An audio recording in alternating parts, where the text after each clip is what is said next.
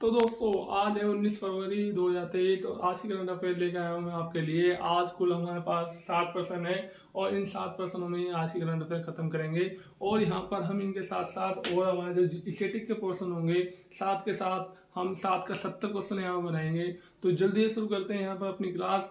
तो आज का प्रश्न हम प्रथम प्रश्न लेते हैं कि उत्तरी भारत का दूसरा परमाणु संयंत्र कहाँ बनाया जा रहा है। तो दोस्तों उत्तरी भारत का दूसरा परमाणु संयंत्र हमारा बनाया जा रहा है हरियाणा में, गोरखपुर में। ठीक है दोस्तों, तो ये हमारा उत्तरी भारत का दूसरा परमाणु संयंत्र है जो कि हरियाणा के गोरखपुर में बनाने की भारत सरकार की योजना है और भारत सरकार ने इसकी मंजूरी दे दी है। अब हम यहाँ पर इसके रिलेटेड और क्वेश्चन पढ़ते हैं। ये कब तक बनके चालू हो जाएगा? ये सन 2028 तक बनके चालू हो जाएगा। इसकी उत्पादन क्षमता कितनी होगी? इसकी उत्पादन क्षमता 2800 मेगावाट होगी। सॉरी, दूसरी और इसके अलग हम यदि देखें तो भारत का दूसरा परमाणु संयंत्र है ये उत्तरी भारत का। पहला परमाणु संयंत्र कौन सा है? तो ये पहला परमाणु संयंत्र है उत्तर प्रदेश का नरोरा। ठीक है, नरोरा स्थान पर स्थित है भारत का पहला परमाणु संयंत्र। इसके अलावा अन्य और भारत में कितने परमाणु संयंत्र हैं? भारत में कुल 7 परमाणु संयंत्र हैं। ठीक है, सबसे पहला जो परमाणु संयंत्र स्थापित किया गया था वो महाराष्ट्र में स्थापित किया गया था 1969 में। ठीक है, क्या नाम था? तारापुर न्यूक्लियर पावर प्लांट जो है वो हमारा महाराष्ट्र का है। इसके बाद जो और फेमस है वो है हमारा जो सबसे लास्ट में बनाया गया, अभी 2013 में बनाया गया नया उसको, वो है हमारा कुडनकुलम। कहाँ पर है कुडनकुलम परमाणु संयंत्र? ये हमारा तमिलनाडु राज्य में है कुडनकुलम परमाणु संयंत्र। ठीक है, तमिलनाडु में एक और परमाणु संयंत्र है, कौन सा है वो? बताओ। कलपक्कम। ठीक है, कुडनकुलम और कलपक्कम दोनों के दोनों परमाणु संयंत्र तमिलनाडु में है। इसके अलावा कर्नाटक में कौन सा परमाणु संयंत्र है? केगा। महाराष्ट्र में तारापुर, गुजरात में काकरापारा। ठीक है, ऐसी राजस्थान में रावत भाटा, उत्तर प्रदेश में नरोरा। ठीक है, तो हमारे देश में कुल 7 परमाणु संयंत्र हैं इस प्रकार। ठीक है, तो यहाँ पर हमारे क्वेश्चन अक्सर पूछे जाते हैं कि कौन से राज्य में कौन सा परमाणु संयंत्र है, बस। इसके अलावा यहाँ तो कुछ नहीं आता। परमाणु संयंत्र आप जानते हो परमाणु ऊर्जा का प्रयोग बिजली उत्पादन में किया जाता है। और परमाणु ऊर्जा कैसे उत्पादन की जाती है? यहाँ पर परमाणु ऊर्जा 2 परमाणुओं को संलयन के द्वारा नहीं, विखंडन के द्वारा, संलयन के द्वारा कहाँ पर ऊर्जा उत्पादन होती है?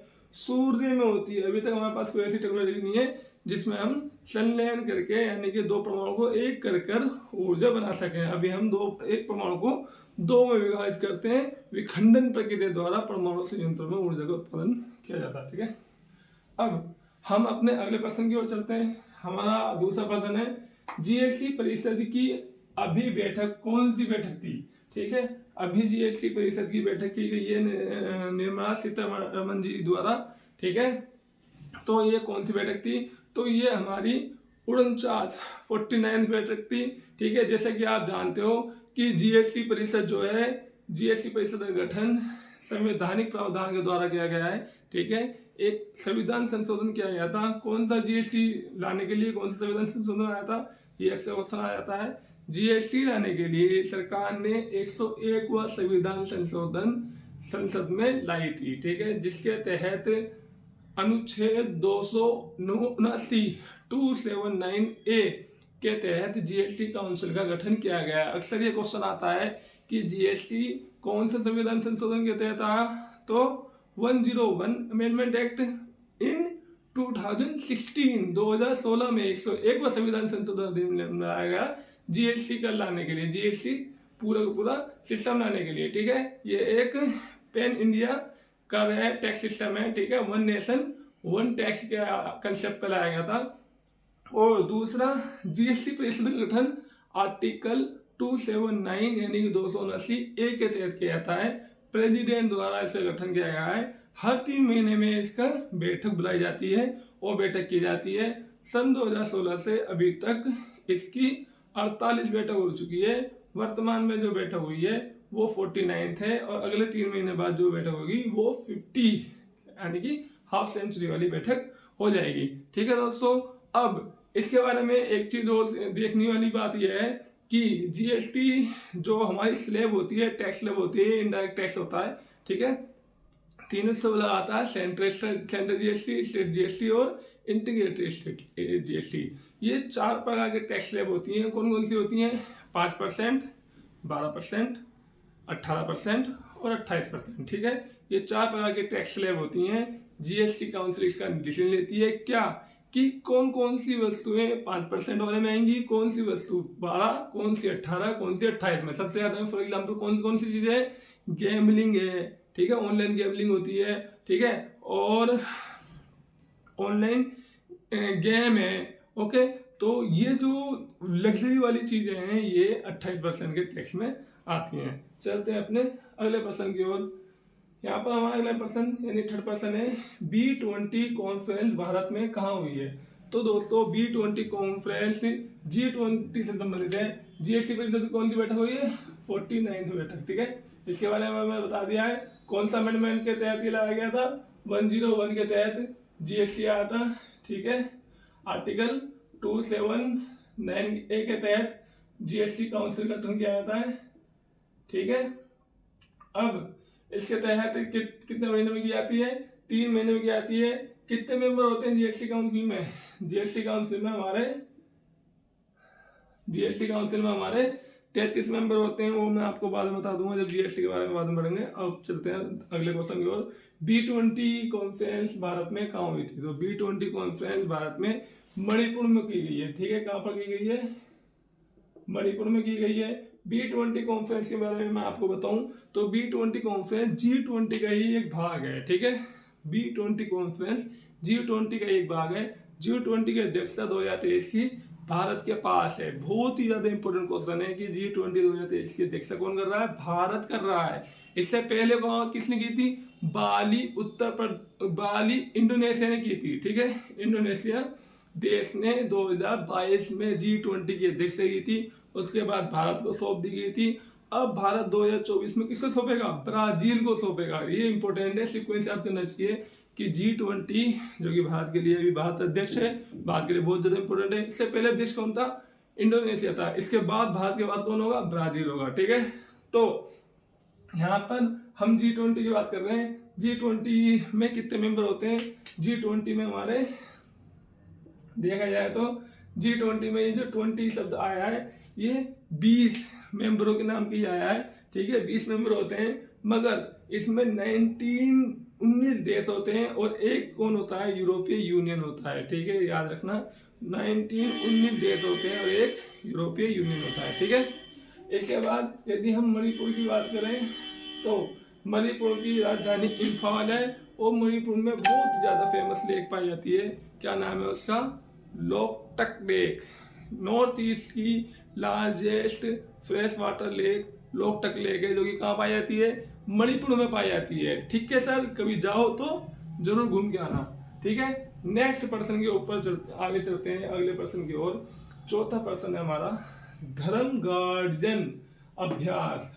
इंपॉर्टेंट है, नोट डाउन कर लो। धर्म गार्डन अभ्यास किन देशों के बीच हो रहा है? तो ये धर्म गार्डन अभ्यास हमारा, एक तो हमारा प्यारा भारत, दूसरा हमारा प्यारा जापान, ठीक है। तो इन दोस्तों के बीच ये अभ्यास हो रहा है। किसके तहत किया रहा है? आर्मी के तहत ज्वाइंट मिलिट्री एक्सरसाइज है। क्या नाम है इसका? धर्म गार्डन अभ्यास है। इससे पहले एक और अभ्यास मैंने आपको बताया था कल लास्ट वीडियो में, वो कौन सा था? तारकस अभ्यास था। तारकस अभ्यास किन देशों के बीच में किया जाता है? वो अमेरिका और भारत के बीच में किया जाता है। तारकस अभ्यास। धर्म गार्डन धर्म से संबंधित जापान आ जाता है, ठीक है। तो धर्म गार्डन जापान के साथ, उसकी आर्मी के साथ भारत की आर्मी का ज्वाइंट मिलिट्री एक्सरसाइज है, ठीक है। आगे चलते हैं। 5वां प्रश्न, यूरोप का कौन सा प्रथम देश बना है जिसे प्रसूति अवकाश अनिवार्य कर दिया है? तो यूरोप का एकमात्र देश स्पेन है, जिसने अभी हाल में कौन सा देश बना है? स्पेन है, जिसने अभी हाल में ही अपने यहाँ जो मेंस्ट्रुअल लीव होती है, पेड मेंस्ट्रुअल लीव, उसे लीगलाइज कर दिया, उसे अनिवार्य कर दिया। यानी कि वहां पर कोई महिला यदि पीरियड्स के टाइम में होती है तो वह लीगली अपने लिए पेड लीव ले सकती है, ठीक है। यानी उसका भुगतान किया जाएगा। इससे संबंधित यदि प्रश्न देखें तो भारत में भी केरला कौन सा स्टेट है, अभी एकमात्र केरला स्टेट है जिसने अपने यहाँ विद्यार्थियों को लीव दी है। किसी को, कोई कर्मचारी को नहीं दी, विद्यार्थियों को, स्टूडेंट्स, यूनिवर्सिटी के जो स्टूडेंट होती हैं उनको लीव दी है, मेंस्ट्रुअल लीव अलाउ करी है।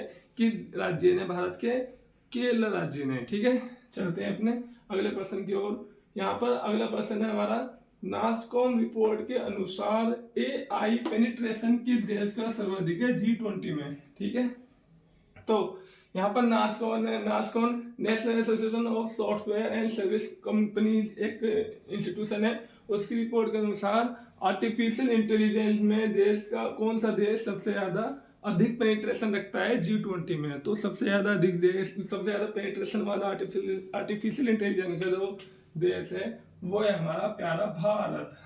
ठीक है दोस्तों, इंडिया, डेट मीन भारत। ठीक है, आर्टिकल 1।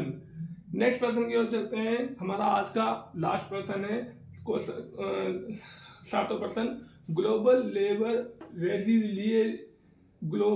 लेबर रेजिलियंस इंडेक्स 2023 में भारत का स्थान क्या है। ठीक है, ये एक रिपोर्ट है जो किसने जारी करी है, ये व्हाइट शील्ड ने जारी करी है। किसने, व्हाइट शील्ड ने जारी करी है ये रिपोर्ट। ठीक है, इसमें भारत का स्थान क्या है, इसमें भारत का स्थान 65th है। ठीक है, 136 में। ठीक है, टॉप 1 पे कौन है, टॉप 1 पे इसमें USA है। ठीक है, इस प्रकार हमने आज के 7 प्रश्न पूरे किए हैं। ठीक है, आज का मोस्ट इम्पोर्टेंट जो प्रश्न है वह ये कि धर्म गार्डन अभ्यास किन दो देशों के बीच में किया जा रहा है। धर्म गार्डन अभ्यास जापान और भारत के बीच में किया जा रहा है। GST काउंसिल की कौन सी बैठक हुई है, 49th बैठक हुई है। नॉर्थ इंडिया में भारत का दूसरा परमाणु संयंत्र कौन सा बनने जा रहा है, हरियाणा गोरखपुर में बनने जा रहा है। इसके अलावा B20 जो अभ्यास हुए हैं हमारे, वो B20 कॉन्फ्रेंस जो हुई है वो कहाँ पर हुई है, मणिपुर में हुई है। ठीक है, यूरोप का कौन सा ऐसा देश है जिसने मेंस्ट्रुअल पेड लीव अलाउ की है, यूरोप का प्रथम देश। ठीक है, हालांकि जापान, ताइवान, इंडोनेशिया, इन्होंने भी अपने यहाँ पेड मेंस्ट्रुअल लीव अलाउ कर रखी है, मगर यूरोप के किसी देश ने नहीं की थी। अभी हाल में ही यूरोप के स्पेन ने अपने यहाँ पेड मेंस्ट्रुअल लीव अलाउ की है। इसके अलावा ग्लोबल लेबर रेजिलियंस इंडेक्स 2023 किसने जारी किया है, व्हाइट शील्ड ने जारी किया है। भारत की रैंकिंग क्या है, ये भारत की रैंकिंग 65th है। ठीक है, और ये 136वें में है, और पहली स्थान पर कौन है, अमेरिका इसमें पहले स्थान पर है। नासकॉम की रिपोर्ट के अनुसार highest artificial penetration index penetration किसका है G20 देशों में, तो ये भारत, हमारा प्यारा भारत, इसका पेनिट्रेशन सबसे अधिक पाया जाता है। तो मैं आशा करता हूँ आज की करंट अफेयर से आप बिल्कुल संतुष्ट होंगे। मिलते हैं अपनी अगली वीडियो में, तब तक लगे रहिए, हमारे चैनल को सब्सक्राइब कीजिए। Bye bye, take care.